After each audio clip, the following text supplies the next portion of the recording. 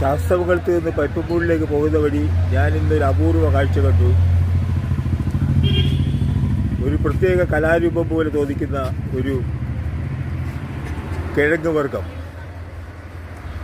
ഇത് കണ്ട് അത്ഭുതപ്പെട്ട് ഞാൻ നിൽക്കുമ്പോഴാണ് ഇതിൻ്റെ ഉടമയായ അഹല്യയോട് ഇതിൻ്റെ സംശയങ്ങൾ ദൂരീകരിക്കാവുന്ന കഴിയുന്നത്.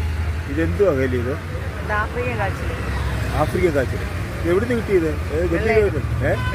അപ്പോൾ വെള്ളായണി അഗ്രികൾച്ചർ കോളേജിൻ്റെ അടുത്താണോ? അത് ശരിയാണ്.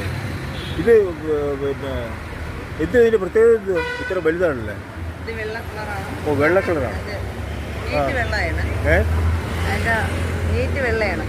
ആ ശരി. സാധാ കാച്ചിനെക്കാളും കപ്പ പുഴുങ്ങില്ലേ, അത് കണക്കിരിക്കും.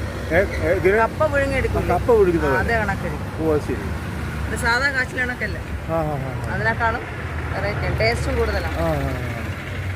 അപ്പോൾ സാധാരണ കാച്ചിലിനേക്കാളും ടേസ്റ്റ് ഭയങ്കര സ്വാദിഷ്ടമായിട്ടുള്ള കപ്പ പോലെ, പുഴുങ്ങിയാൽ കപ്പ പോലെ ഇരിക്കുന്ന ഒരു അത്യപൂർവമായിട്ടുള്ള ഒരു കാച്ചിലാണിത്. ഇതൊരു കലാസൃഷ്ടി പോലെ അത്ര മനോഹരമായിരിക്കുന്നു. അപ്പോൾ അഹല്യയുടെ കടയ്ക്ക് നമുക്ക് എല്ലാ ഭാവങ്ങളും വരാം. ലാൽ സലാം.